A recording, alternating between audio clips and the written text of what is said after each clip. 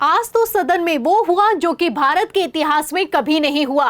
मतलब स्पीकर ओम बिरला ने बेशर्मी की सारी हदें ही पार कर दी हैं। आपको बता दें, पहले तो नेता प्रतिपक्ष राहुल गांधी को बोलने का मौका नहीं दिया गया, माइक ऑफ किया गया। फिर जब राहुल गांधी के बोलने का मौका आया तो अचानक से पीएम मोदी खड़े होकर बोलने लगे।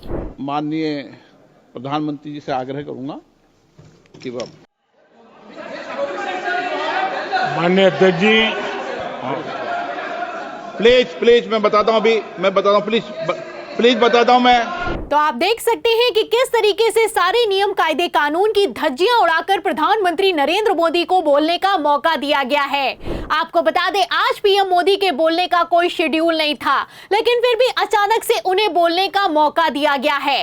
इस पर जब विपक्ष ने गदर काट दी है, इंडिया गठबंधन ने बवाल खड़ा कर दिया है, तो स्पीकर ओम बिरला सफाई देने को मजबूर हो गए हैं। तो कैसे सफाई दी है, पहले आप बयान सुनिए, फिर उसके बाद जब नेता प्रतिपक्ष राहुल गांधी को बोलने का मौका मिला तो कैसे उन्होंने प्रधानमंत्री नरेंद्र मोदी की धज्जियां उड़ा दी हैं, बयान सुनाते हैं।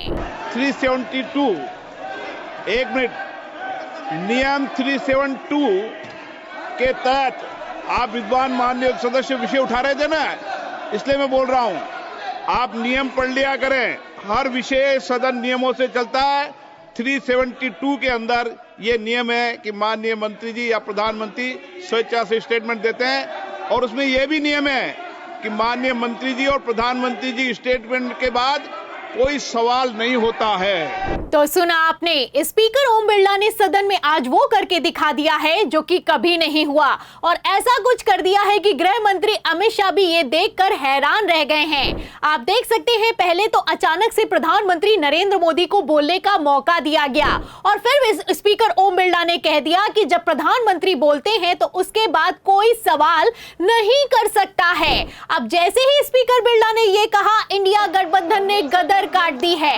आप तस्वीरें देख सकते हैं कि किस तरीके से नेता प्रतिपक्ष राहुल गांधी समेत संपूर्ण विपक्ष एकजुट हो गया है, खड़ा हो गया है, जबरदस्त नारेबाजी की जा रही है। आपको बता दें, कायदे से नियम यह कहता है कि अगर अचानक से प्रधानमंत्री बोलते हैं तो नेता प्रतिपक्ष को बोलने का मौका दिया जाता है, लेकिन जब स्पीकर ओम बिरला ने नेता प्रतिपक्ष राहुल गांधी को बोलने का मौका नहीं दिया तो राहुल गांधी ने पहले तो सदन छोड़ दिया, फिर प्रधानमंत्री नरेंद्र मोदी को तगड़ा जवाब दिया है। मैं उसको सपोर्ट करना चाह रहा था। कुंभ हमारी एक प्रकार से हमारा ट्रेडिशन है, हिस्ट्री है, कल्चर है। एक कंप्लेंट थी, एक शिकायत थी, श्रद्धांजलि नहीं दी प्रधानमंत्री ने। जो लोग जिनकी मृत्यु हुई थी उनको श्रद्धांजलि नहीं दी। आपको बोलने नहीं दिया गया सर? आपको बोलने नहीं दिया गया? नहीं, देखिए, बोलने तो नहीं देते हैं। डेमोक्रेटिक जो स्ट्रक्चर है, जो एलओपी को तो मतलब परमिशन देनी चाहिए, मगर नहीं देते हैं। बट ये न्यू इंडिया है। तो सुना आपने, जब पत्रकार सवाल करता है तो नेता प्रतिपक्ष राहुल गांधी जवाब देते हुए कहते हैं कि यही न्यू इंडिया है। साफ आप देख सकते हैं कि नेता प्रतिपक्ष को किस तरीके से बोलने का मौका नहीं दिया गया है, किस तरीके से सदन में लोकतंत्र की खुलेआम हत्या की जा रही है।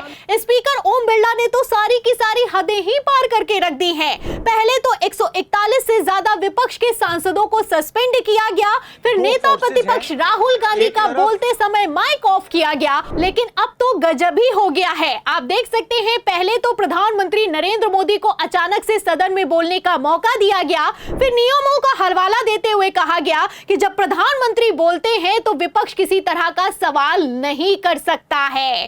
फिलहाल यहां पर मैं आपको बता दूं, ऐसा कोई नियम नहीं है। कायदे से सवाल बनता है और नेता प्रतिपक्ष राहुल गांधी का बोलना भी बनता है, लेकिन उन्हें बोलने का मौका नहीं दिया गया। फिलहाल नेता प्रतिपक्ष राहुल गांधी को बोलने का मौका दिया नहीं गया है और प्रधानमंत्री नरेंद्र मोदी अचानक से सदन में बोले हैं। आपको बता दें, ऐसा पहली बार हो रहा है, क्योंकि प्रधानमंत्री नरेंद्र मोदी जब सदन में बोलने वाले होते हैं तो पहले से ही शेड्यूल निर्धारित कर दिया जाता है। आप अच्छे से जानते हैं कि गोदी मीडिया खबरें तक चलाता है कि अब बोलेंगे, तब बोलेंगे, किस विषय पर बोलेंगे और कब बोलेंगे, लेकिन इस बार किसी तरह की कोई खबर निकलकर सामने नहीं आई। पहले तो अचानक से प्रधानमंत्री नरेंद्र मोदी सदन में पहुंच गए, फिर खड़े होकर बोलने लगे। और अगर आपको लगता है कि किसी अहम मुद्दे पर प्रधानमंत्री नरेंद्र मोदी ने अचानक से भाषण दिया है, तो ऐसा बिल्कुल भी नहीं है। आपको बता दें, महाकुंभ पर बोला गया है। प्रधानमंत्री नरेंद्र मोदी ने अचानक से खड़े होकर महाकुंभ पर कसीदे पढ़े हैं। कहना है कि महाकुंभ ने कीर्तिमान हासिल किया है, महाकुंभ में एकता की मिसाल है, महाकुंभ में जो हुआ है वो भारत के इतिहास में कभी नहीं हुआ है।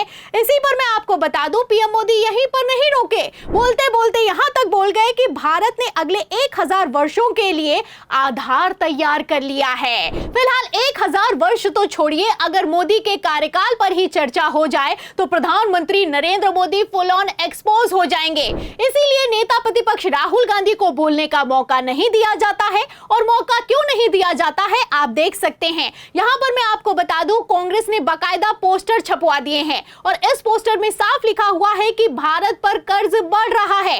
अगर कर्ज की बात की जाए तो आजादी के बाद 2014 तक कर्ज था 55 लाख करोड़, जो कि 2014 से 2025 तक हो गया है 200 लाख करोड़। तो आप देख सकते हैं लगातार कर्ज बढ़ता जा रहा है।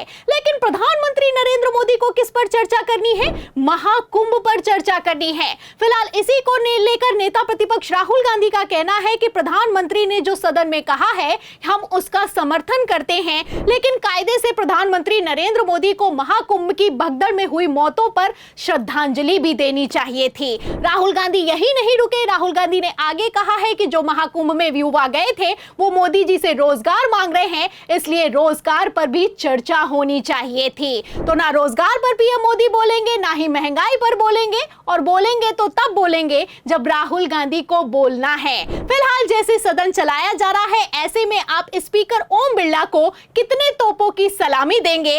आपकी क्या राय है? इस सवाल के जवाब में इस पूरी खबर पर, सदन की कार्रवाई पर, प्रधानमंत्री नरेंद्र मोदी के बोलने पर और नेता प्रतिपक्ष राहुल गांधी के रिएक्शन पर जो भी आप सोचते हैं हमें कमेंट बॉक्स में जरूर लिखें। वीडियो को ज्यादा से ज्यादा शेयर करें, हमारे चैनल को लाइक करें, सब्सक्राइब करें, ज्वाइन करें। फिर मिलती हूं अगली खबर के साथ, तब तक के लिए धन्यवाद।